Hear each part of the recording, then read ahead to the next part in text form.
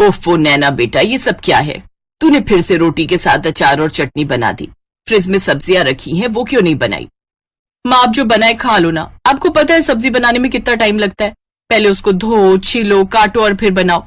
इतनी देर कौन गैस के पास खड़ा रहेगा? ना वो बना, मेरे बस की तो नहीं है। अरे कल को ससुराल जाएगी तो वहां भी क्या ऐसे ही आलस दिखाएगी? उन लोगों को भी बिना सब्जी की ही रोटी खिलाएगी। आप हर बार ससुराल वालों को बीच में क्यों ले आती हो? और इसीलिए तो आपसे कहती हूँ मेरे लिए कोई बड़ा ससुराल ढूंढना, जहाँ नौकर चाकर हो, ताकि मुझे ना ये सब ना करना पड़े। ऐसे ही कुछ समय बीत जाता है और नैना के लिए एक बड़े घर का रिश्ता आता है और कुछ समय बाद नैना ब्याह कर अपने ससुराल चली जाती है। शादी के अगले दिन उसकी पहली रसोई की रस्म होती है। वो रसोई में जाती है तो वहां का गैस चूल्हा देखकर हैरान रह जाती है। हे राम, इतना बड़ा गैस चूल्हा! क्या मुझे क्या, अच्छा ही है, ऐसे जल्दी खाना बन जाएगा। फिर वो तरह तरह के पकवान बनाती है। पूरी, कचौरी, आलू की सब्जी, हलवा, रायता सब बनकर तैयार हो गया। अब देखना कैसे ये लोग मेरे हाथ का खाना खाएंगे तो खुश हो जाएंगे। वो मन ही मन ये सब सोच रही होती है कि तभी नैना की ननद डिम्पल और जेठानी अनीता वहां आती है। अरे वाह, खुशबू तो बड़ी अच्छी आ रही है। लेकिन ये क्या, ये तो आधा ही खाना बना है। नहीं दीदी, मैंने तो आलू पूरी, हलवा, रायता सब बनाया है। तुम नई नई हो ना, इसीलिए शायद तुम्हें अभी यहाँ के रूल्स पता नहीं। यहाँ खाने में एक नहीं बल्कि 10-10 सब्जियां बनती हैं एक वक्त पर। क्या? इसका मतलब इसीलिए वो इतना बड़ा गैस चूल्हा रखा हुआ है? हाँ और क्या। तुम तो ऐसे हैरान हो रही हो जैसे मैंने तुम्हें 10 नहीं बल्कि 100 सब्जियां बनाने के लिए बोल दिया हो। वो क्या है ना, यहाँ हर किसी को अलग अलग सब्जी पसंद है। अब 1-2 सब्जियां ही बनेंगी तो कुछ लोग तो भूखे ही रह जाएंगे, इसलिए 10 तरह की सब्जियां बनती हैं। अगर किसी को ये ना खाना हो तो वो खा ले, वो ना खाना हो तो कुछ और खा ले। हाँ छोटी भाभी, और आज आप इस घर की परंपरा को आगे बढ़ाओ और फिर हम सबको खाने की टेबल पर बुला लेते हैं। बेचारी नैना के तो ये बात सुनते ही होश उड़ जाते हैं। चल बेटा नैना, हो जा शुरू। अब बन जा तू झांसी की रानी और बना डाल 10 सब्जियां। इतनी सब्जियां तो मेरी शादी में भी नहीं बनी थी जितनी ये लोग मुझसे एक वक्त में ही बनवा लेंगे। कुछ समय बाद वो सबके लिए खाना परोसती है तो उसके हाथों का खाना खाकर सब उसकी खूब तारीफ करते हैं। वाह, क्या कमाल का स्वाद है इन सब्जियों में। सचमुच छोटी बहू, तुम्हारे हाथों में तो जादू है। अब से तुम ही रसोई में 10 तरह की सब्जियां बनाओगी। अब तेरा क्या होगा नैना? बड़ी ऐश मार ली तूने माँ के घर में, अब अच्छे से शामत आई है तेरी। ऐसे कुछ दिन बाद बरसात का मौसम शुरू हो जाता है। बाहर का सुहाना मौसम देखकर नैना सोचती है, अरे वाह, आज तो गर्मा गर्म पकौड़े खाने वाला मौसम हो रहा है। ऐसा करती हूँ, सबको गर्मा गर्म पकौड़े बनाकर खिला देती हूँ। तेल में तले होने के कारण वो भारी होते, जिससे सबका पेट भर जाएगा, और साथ में थोड़ी कचौड़ी भी तल देती हूँ। आज शाम का डिनर यही हो जाएगा और मुझे इतनी सारी सब्जियां बनाने से छुट्टी मिल जाएगी। नैना जल्दी से रसोई में जाती है और पकौड़े बनाकर ले आती है। अरे भाभी, ये क्या बना दिया आपने? हमें नहीं खाना ये सब। हमें तो आलू की सब्जी, पनीर भुर्जी, फ्राई भिंडी ये खाना है। और मेरे लिए कद्दू की सब्जी, खट्टी मीठी वाली, और बैंगन का भरता। और मेरे लिए तुम बीन्स की सब्जी, फ्राई गोभी बना देना। और साथ में अरबी की सब्जी, कमल ककड़ी की सब्जी, और हाँ, करेले भी बना लेना। हे भगवान, इन लोगों में अक्ल नाम की चीज है कि नहीं। बारिश के मौसम में जहाँ सब इस तरह का चटपटा खाना खाने को तरसते हैं, तो वही इन लोगों को अभी भी 10 तरह की सब्जी खानी है। हे भगवान, ये कहाँ आकर फंस गई मैं। बेचारी नैना रसोई में जाकर 10 तरह की सब्जियां बनाने में जुट जाती है। ये लो, ससुराल में मेरी पहली बारिश है, मुझे इसके मजे लेने चाहिए। तो मुझे छोड़कर सारे घर वाले बारिश के मजे ले रहे हैं और मैं यहाँ चूल्हे के पास खड़े होकर जल रही हूँ। गलती भी मेरी है जो पहले ही दिन इन्हें अच्छा खाना बनाकर खिला दिया।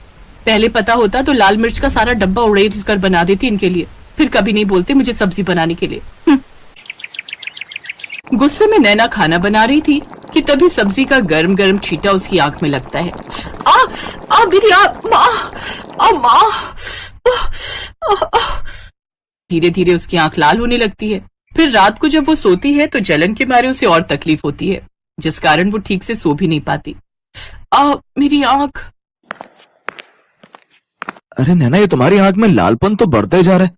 मैं आई ड्रॉप डाल देता हूँ, उससे तुम्हें आराम मिलेगा। रौनक नैना की आंखों में आई ड्रॉप डाल देता है, जिससे वो चैन की नींद सो जाती है। लेकिन धीरे धीरे उसकी आंखों में जलन और दर्द बढ़ता जाता है। फिर ऐसे ही कुछ समय बीत जाता है। एक रोज अलग अलग तरह की 10 सब्जियां बनाकर तुम्हें परेशान हो जाती हूँ। घर में सब्जी भी नहीं है और बाहर बारिश भी तेज हो रही है।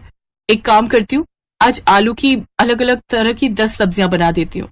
वो आलू की अलग अलग तरह की सब्जियां जैसे दम आलू, आलू के गुटके, आलू की रसेदार सब्जी जैसी चीजें बनाकर तैयार कर लेती है, जिसे देख उसके ससुराल वाले नाक सिकोड़ते हुए कहते हैं, ये क्या बना डाला आलू की सब्जी, वो भी 10 तरीके से। मुझे ये नहीं खाना, मेरे लिए कुछ और बना कर ले आओ। लेकिन माँ जी आज घर में सब्जी खत्म हो गई थी, बाहर कल रात से लगातार बारिश हो रही है इसलिए लेने भी नहीं जा सके। अच्छा ठीक है, लेकिन कल से जो भी हो हमें 10 तरह की सब्जियां ही खाने में चाहिए, वो भी अलग अलग तरह की, समझी। अपनी सास की बात सुनकर नैना को गुस्सा तो बहुत आता है, लेकिन फिर वो चुप रह जाती है। ऐसे ही 2 दिन और बीत जाते हैं। एक रोज, उफ, सुबह से आंख में दर्द हो रहा है, लेकिन इससे मेरे ससुराल वालों को क्या, उन्हें तो बस 10 सब्जियां खाने से मतलब है। हॉस्पिटल भी नहीं जा सकती, नहीं तो इनके लिए 10-10 सब्जियां कौन बनाएगा। मुझे तो लगता है मैं एक दिन 10 सब्जियां बनाते बनाते भगवान के पास पहुंच जाऊंगी। जैसे तैसे वो सब्जियां बनाती है, लेकिन एक आंख से ठीक से ना दिखने के कारण उससे या तो कोई सब्जी जल जाती या किसी में नमक मिर्च तेज हो जाता। लेकिन उसके ससुराल वाले उसका दुख समझने की बजाय सब्जी बनाने के लिए उसी को 10 तरह की बातें सुना देते हैं। लेकिन उसके पति से उसका ये दुख देखा नहीं जाता और वो उसे हॉस्पिटल लेकर जाता है, जहां डॉक्टर उसका चेकअप करके कहते हैं, देखिए इनकी आंख में किसी गर्म चीज का छींटा चला गया, जिस वजह से इनका आधा कॉर्निया डैमेज हो गया। हमें जल्द ही इनका ऑपरेशन करना होगा, नहीं तो इनको पूरी तरह दिखना बंद हो जाएगा इस आंख से।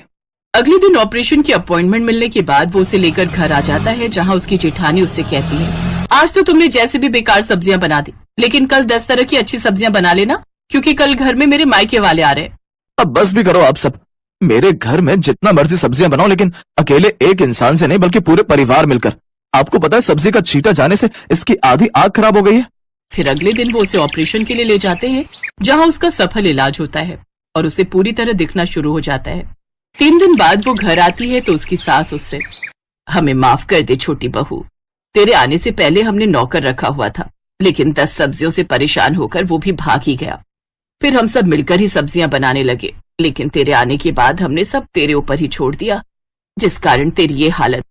लेकिन अब से तू अकेले काम नहीं करेगी, बल्कि हम सब भी तेरी मदद करेंगे। और हाँ, अब से इस घर में 10 नहीं बल्कि 2 ही तरह की सब्जियां बनेंगी और वो सबको खानी पड़ेंगी। अपनी सास के मुंह से ये बात सुनकर नैना बहुत खुश हुई और अब वो खुशी खुशी अपने ससुराल वालों के साथ रहने लगी।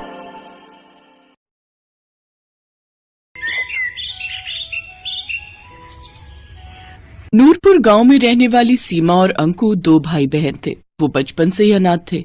उनके माता पिता का देहांत कई साल पहले हो गया था। वो दोनों कूड़ा बिनने का काम करते थे। दीदी बहुत दिन हो गए, कुछ अच्छा नहीं खाया, आज कुछ अच्छा सा खिला दो। बस इतनी सी बात, चलो मैं खिलाती हूँ। दोनों कल्लू हलवाई की दुकान पर गए और एक एक समोसा खाया। आज तो मजा ही आ गया दीदी, अगर ऐसा ही खाना रोज मिल जाए तो मजा ही आ जाए।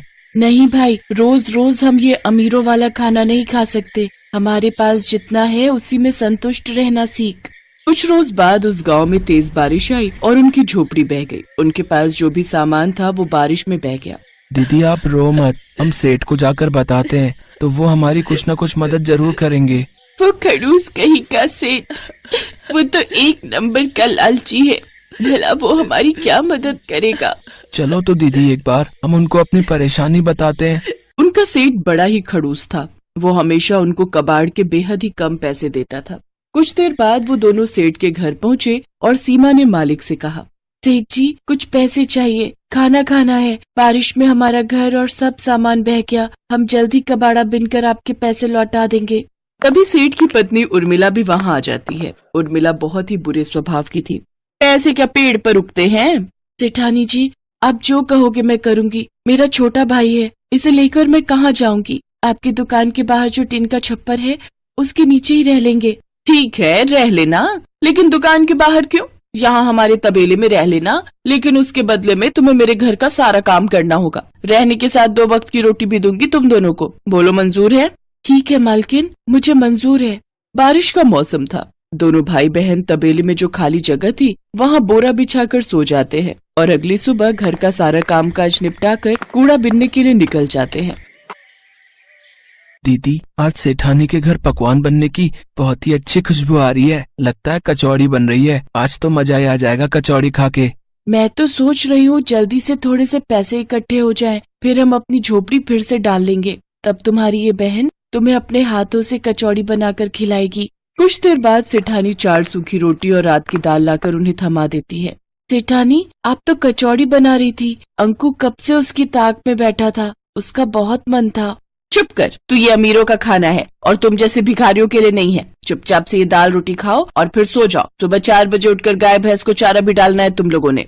सेठानी वहाँ से चली गई। सीमा और अंकु की आंखों में बासी खाना देखकर आंसू आ गए। फिर सीमा ने अंकु से कहा, तू मत रो छोटे, मैं जल्द ही तुझे कचौड़ी बनाकर खिलाऊंगी। दिन भर काम करके भूख लगी थी, इसलिए उन्होंने बासी खाना खा लिया और फिर तबेले में सो गए। अगले दिन घर का काम निपटाकर जब वो कूड़ा बिनने गए तो अंकु ने वहाँ एक चमक